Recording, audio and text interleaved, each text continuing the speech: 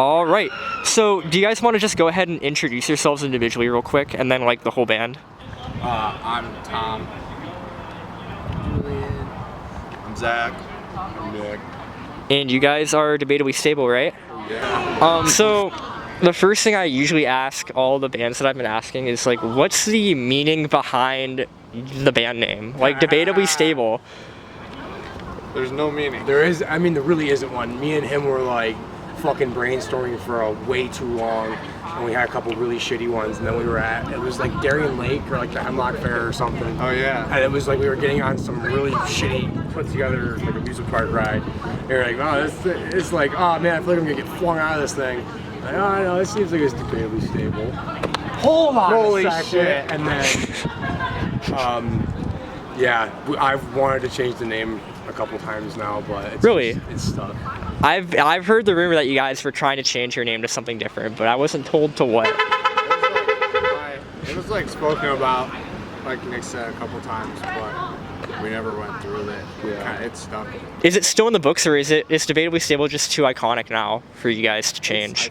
I wouldn't call it iconic, but it's just like how people know us. It's like, even if we sound different from back then, it's just like, what are you gonna do? You know what I mean? Like, it's, I don't know.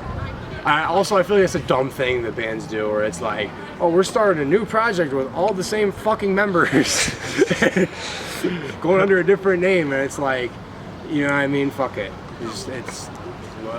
Okay, Fair. I think it's a cool name. It works, and it's also funny because we get to go by the baby sometimes. The baby. And what's the story behind the formation of the band? Because I feel like I saw a really old clip of you guys playing live, and it was just Nick, Julian, and Tom. All right. So. And I feel like I've also seen I've seen the other person you guys have had that does gutturals sometimes. That's Josh. Yeah. Shout out Josh. Yeah, he's my cousin. He lives down in Pennsylvania, but he gets up here when he can to do some guest vocals with us. Much love from my cousin Josh. He showed me and Tommy like deathcore when we were younger. This fucking sucks. That's so cool. Now it's really cool. Yeah, now it's cool. But the formation of the band, how did you guys like end up coming across each other? Nick and I are brothers. We're stepbrothers. And Nick is actually moving out of the house next week. Finally, you know. Yeah, finally. Time, fucking grown ass man. A week ago, but we've lived together for what, 11 years now? Almost. Me and you next, buddy. Me and you next, buddy. They're gonna be living it 10, 11 years together next because they're getting married. Yeah, definitely. But yeah, we've been living together for 10, 11 years now, and I don't know, we kind of hated each other when we first met each other. And I've been playing drums since I was 8, and Nick picked up the guitar. I was 12 when I picked up guitar, 13. but I like didn't really give a shit about it until I was like 16 and I started playing bass. Because I was like, oh, like the way a guitar is tuned sucks. Because it's like you'll have like you'll try to make the same, not the same, between like G and B, and that always like fucked me up for learning guitar. So I just like, I don't know, bass, it's just like 4 strings and it's all the way across. But we were, I don't know, it came to a point where we'd been playing music for a while, and we realized that we were playing music by ourselves in separate rooms in the same fucking house. I was like getting pissed off that I like couldn't hear myself because he was downstairs drumming and shit. Yeah, and then I was like, this is fucking dumb. It was like a random Thursday night. It was like 2 a.m. and he came into my room and he was like, "Yo, why don't we just start a band?" So we started a band. It was more forceful than that, but it was hey, you're gonna start a band with me, and you're gonna fucking like it. Yeah. And the other two? Me and Julian and Nick all went to college at FLCC for audio. Fun times. And all played in jazz band and stuff like that. And Nick came up to me after jazz band practice one day and he said, "Hey man, you're pretty good at that thing. You wanna be in my band?" And I said, Well, no, first I went, "Hey, do you like smoking weed?" No, that's true. That was a crucial part of it because then we went to my car, and then I was like, "Hey, you want to check out something sick?" And then I pulled a bong out of the passenger seat. He was like, "Whoa!" And that was pretty stupid of me. And I was like, oh my god, you like Orchid? I like Orchid too. Oh my fucking god. Oh my god, the Orchid song played, and then he goes, "Do you want to be in my band?" I said, "Okay." I mean, I'm not very good. He's like, "No, but you're good enough." Yeah, it's like, hey, fuck it, dude. Okay. I mean, I'm alright. And how long have you guys been together for as a band, like entirely now? We've been together for 3 years. For 3.5 years. 2023. 2022. End of 2022. Into 2020, so almost 4. So almost 4 now. When we were in college though, that had happened, and then at the same time, either you asked me or I asked you if you wanted to jam, and Nick was there, and nothing was really communicated, so I was under the impression that it was like a jam session that I was putting on, and he was under the impression that it was a jam session that he was putting on. And then it went awry. A whole winter went by. Yeah. Right? Damn. And there was other guitarists that hopped in and tried out and stuff like We that. tried out a million fucking people. And then the next semester, I came into the lunchroom and I was like, yo, if you guys ever want to jam again, let me know. Because that was kind of fun when we were doing it the first time. And yeah, actually, yeah, let's do it. I got something that we're doing right now. And I learned a song called Vanishing Spell in like 10 minutes. I know that one. And the rest is history. Took a blood oath. In terms of that really old show that you were talking about, Oh, it was God. just me, Nick, and Julian. That was so fucking It was dumb. my senior year, and my school, my shitty little one stoplight town school, Honeyoy! Honeyoy, Yeah. Not Honeyoy Falls, Honeyoy, New York. Graduated with 35 people. Graduated with 48 people in my class. But yeah, they threw like a back to school bash thing, and I was like, hey, can me and my shitty band come play at the back to school bash?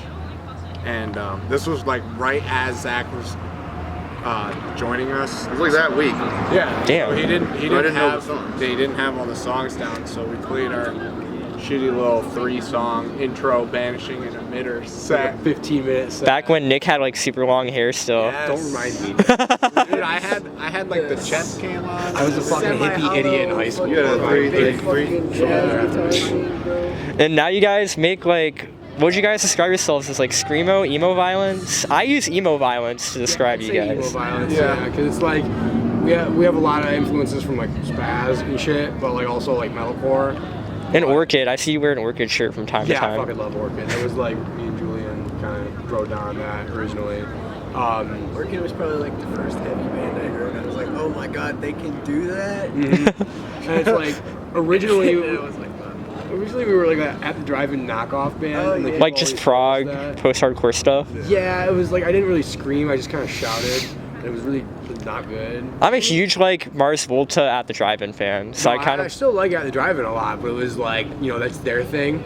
You know what I mean? There was like I cannot pull it off. there was one too many shows where people would come up afterwards and be like, "Yeah, they say you sound just like at the drive-in." I was like, dude, I'm gonna Like, fucking bash my head against the wall. Because Can't do it's nice to kind of carve out your own sound, you know. Yeah. But other than those bands that we kind of mentioned, what other inspirations did you guys have, like sound-wise, like individually even when playing? I mean, I don't know. For me, the whole band is like, since the beginning, has been like an identity crisis musically for me, because it's like originally me and him kind of wanted to sound like Swans, and then like then the drive-in thing happened after, and like Drive Like Jehu, like other like post-hardcore like that, and then I didn't even know what At the Drive-In was when we were making our first couple songs. I was just like, listen to this. You have to listen to and this. I never did. all the time. Because I grew up on, you know, fucking Metallica and Avenged Sevenfold.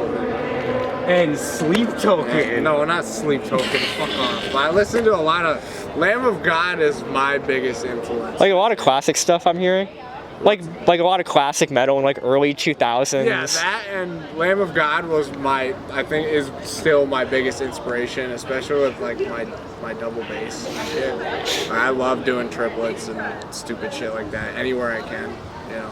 Not to be like a weird guy, but like I get my inspiration from the sun and like plants and stuff. I sit in a nice, well-lit room with the sun and some plants and stuff, and then I just sit there and like channel the universe. Makes me think of those videos where people connect these like wires to mushrooms and they hook it up to some synth and it just plays random bullshit. It's funny that you said that because what he said, I was just thinking I want to do mushrooms again. That was.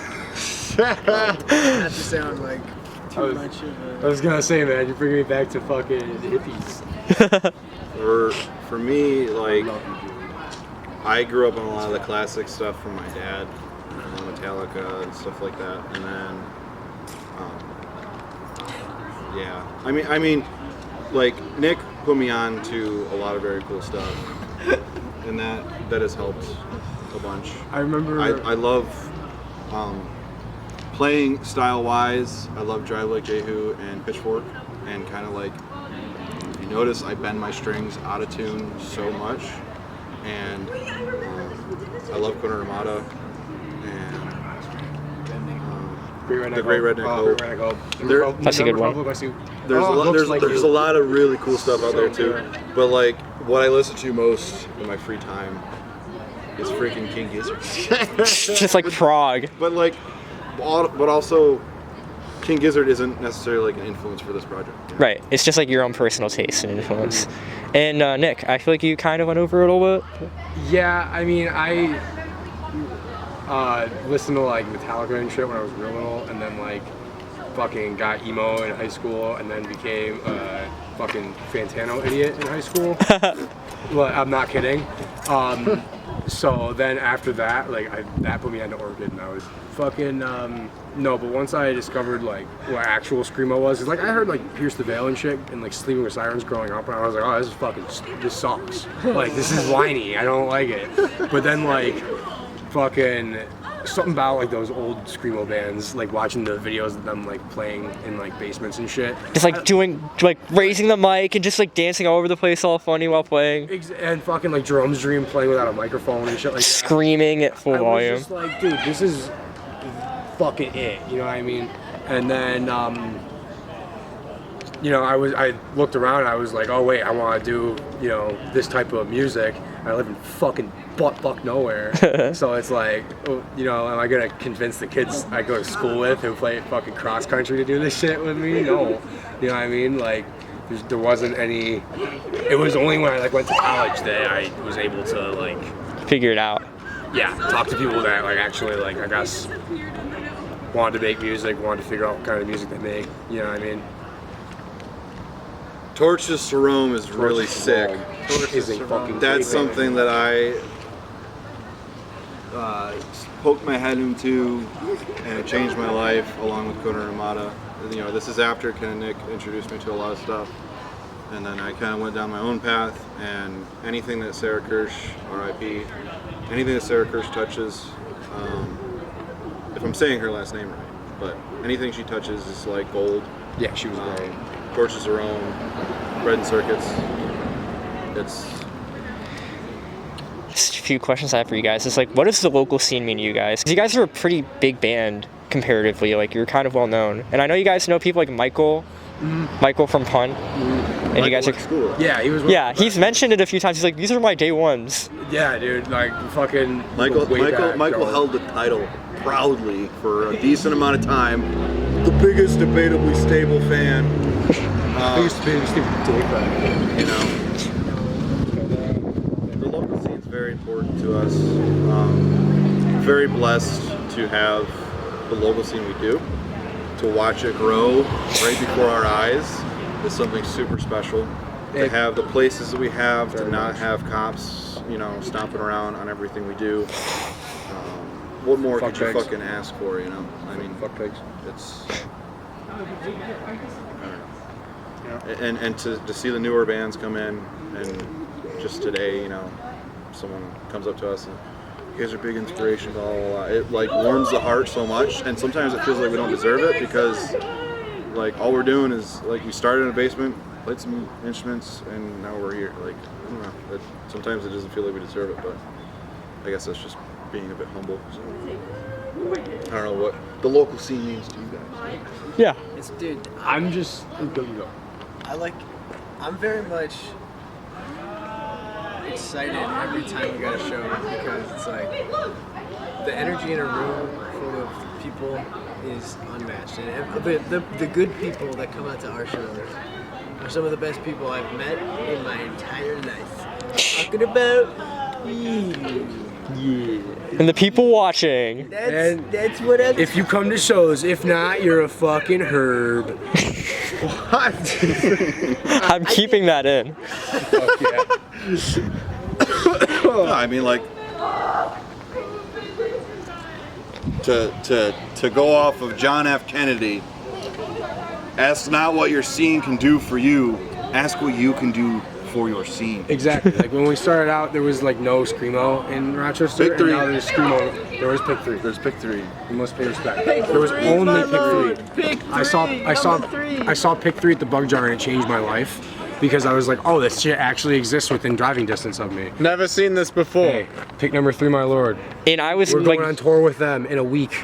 dude, I'm so excited for you guys. You guys have been going all over the place. But yeah, when I first like started getting into the scene, I didn't think there was any kind of like good screamo or music scene, but I found you guys out about you guys from fucking Cullen Parker at Milk Crate Merch for putting out your tape, and I'm like, wait, these guys are in my city, and I was like, they're playing a show on October 25th. I've got to come see it.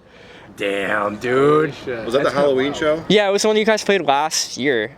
And I like DM'd you guys. I was like, dude, what's the address for the show you guys are playing? But that was my first ever local show, and I thank you guys a whole bunch for it being my introduction to the scene. That was our We were dressed as a Trailer Park Boy. You guys were dressed up as like the Winnie the Pooh characters. Baby's house, yeah. The thing I regret the most is that it was like my first show that I stayed super late for, and I didn't stay all the way for you guys. I left right after the road because I was so tired, and and people were smoking in the basement, and it was a mess. It was bad. I couldn't breathe. But his mom made Jello, buffalo chicken dip. and she also gave everybody out like gummy bears and vodka, and like little cups and shit. Fuck yeah. Fuck yeah. But She was a very nice lady. back to what I was saying about like what the local scene means to you guys. I think Julian said some stuff about their opinions on it. Yeah, man. Freaking. You know what I mean, right? Yeah, I do. To me, it's like I grew up in a small town. Same thing as Nick, honestly. It's like I grew up in a small town. I had no idea this shit existed. Being something like this, like as a community, and being able to meet all these people and play fun music and listen to fun music and throw my arms around and hit people. And, you know, it's like I don't know. I can't really explain the feeling. It's like It's surreal. surreal. That's the one thing I didn't mention about what kind of music I like making. I've liked music that you can mosh to more and more. Because I've gotten more and more stupid. You mosh a whole bunch. I think like one of my first in-person experiences. Yeah, kicking the balls really hard tonight. It sucked. Yeah. My like introduction to like actually meeting you in person was seeing you at that show with Pure Bliss. Like, Oh my gosh. and you kicked me right in the gut because I stood too close to you, and I was like, This show is fucked up. dude, fuck, great a whole time. bunch of crazy stuff happened at I that show. know. I didn't even stay for all of it. That's like the worst part. But yeah. To kind of piggyback. I don't mean to like beat a dead horse, but I'm gonna beat off a dead horse. I found a dead horse. I found God in a horse trailer. Dead horse. Dude. So I found God in a dead horse chism.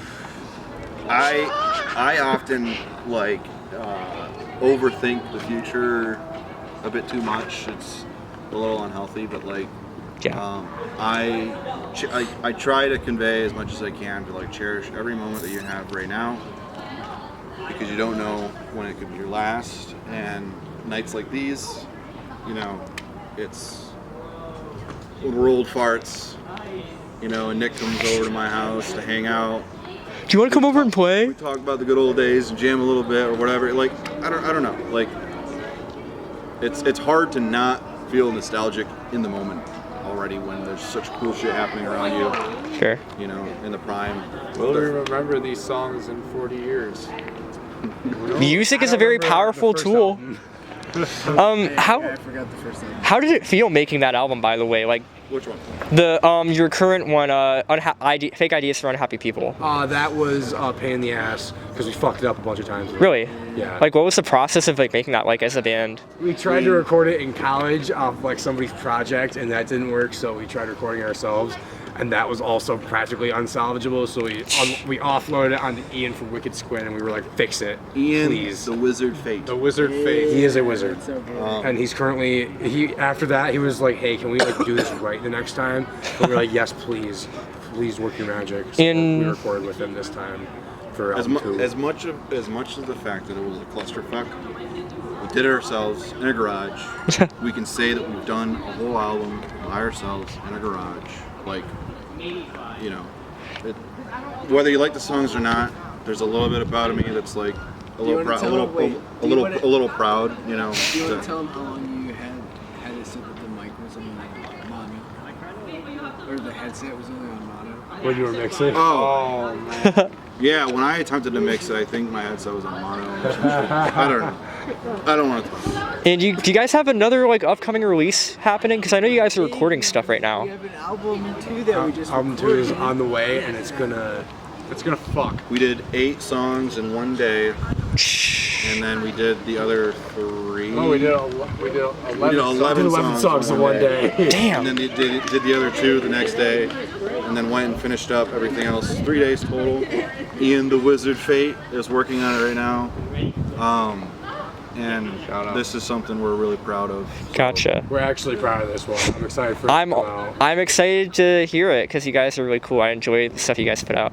It's gonna be good. The last thing I want to ask you guys is what I've asked everybody else so far. Is there anybody you guys want to shout out? Like anybody, any like bands, any people? Pick 3. Number 3, my lord. Pick number 3, my lord. Ian the Wizard Fate from Wicked Squid. Shout out. Yeah. Shout out Michael. Shout out Arthur. Shout out all the homies. Tom and Mallory and them. Other Zach. Violet. Shouts out that dude from the store that's nice to me.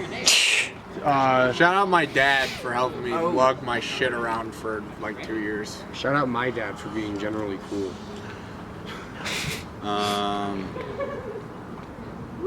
Shout out Zach's dad. Shout out all of you guys too. And all of our dads. Shouts out Nick. Zach's brother Jake for letting us Occupy his garage for like 2 years. For 2 years. Yeah. Their bullshit.